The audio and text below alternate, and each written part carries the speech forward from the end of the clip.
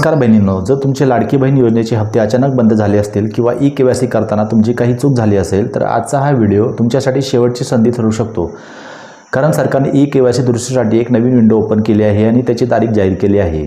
पण थांबा, ही संधी प्रत्येक महिलेसाठी नाही आहे. तुम्ही जर नवीन अर्ज केला असेल किंवा तुमची ई-केवायसी आधीच झाली असेल तरीही तुम्हाला हा व्हिडिओ पाहणे का गरजेचे आहे.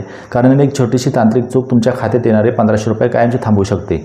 या व्हिडिओमध्ये मी तुम्हाला एक असाच गुपित नियम सांगणार आहे की जो माहीत नसल्यामुळे अनेक बहिणींचे अर्ज बाद होत आहेत. तर चला मग सविस्तर जाणून घेऊया.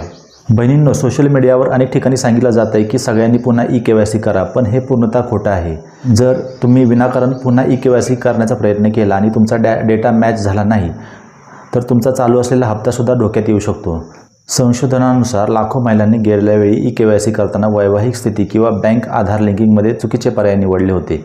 सरकारने आता फक्त अशाच महिलांची यादी वेगळी काढली आहे की ज्यांचे अर्ज तांत्रिक त्रुटीमुळे अडकले आहेत. म्हणजे तुमचे नाव जर दुरुस्ती यादीत नसेल तर तुम्ही कितीही प्रयत्न केला तरी पोर्टलवर तुम्हाला एरर दाखवेल.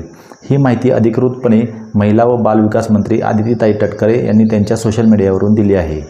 आता आपण पाहूया की नक्की कोणाला ही दुरुस्ती करता येईल आणि प्रोसेस काय आहे. जर तुम्ही पात्र आहात पण हप्ते मिळाले नाहीत तरच तुम्हाला ही दुरुस्ती करता येईल.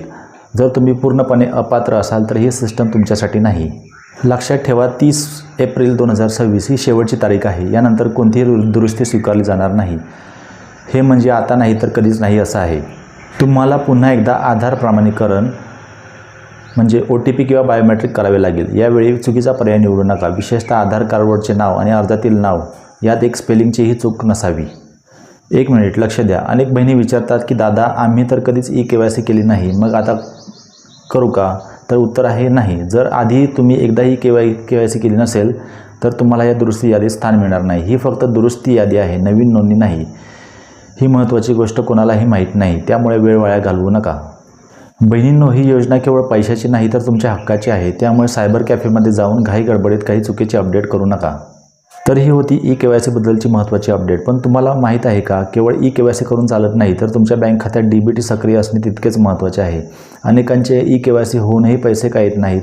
त्यांचे कारण तुमच्या बँकेच्या एका छोट्या सेटिंगमध्ये लपलेले आहे. पुढच्या व्हिडिओमध्ये मी तुम्हाला सांगणार आहे की मोबाईलवरून फक्त 2 मिनिटात तुमचं बँक खातं आधारला लिंक आहे की नाही हे कसं तपासायचं. तो व्हिडिओ मिस करू नका. बहिणींनो, तुम्हाला या योजनेबद्दल काही समस्या येत आहेत का? खाली कमेंटमध्ये नक्की सांगा. मी प्रत्येक कमेंट वाचत असतो आणि त्यावर उपाय सांगण्याचा प्रयत्न करतो. आणि हा व्हिडिओ तुमच्या नातेवाईक आणि मैत्रिणींना लगेच व्हॉट्सअपवर शेअर करा. कारण 30 एप्रिल खूप जवळ आले आहे. भेटूया पुढच्या महत्त्वाच्या व्हिडिओमध्ये. तोपर्यंत जय महाराष्ट्र.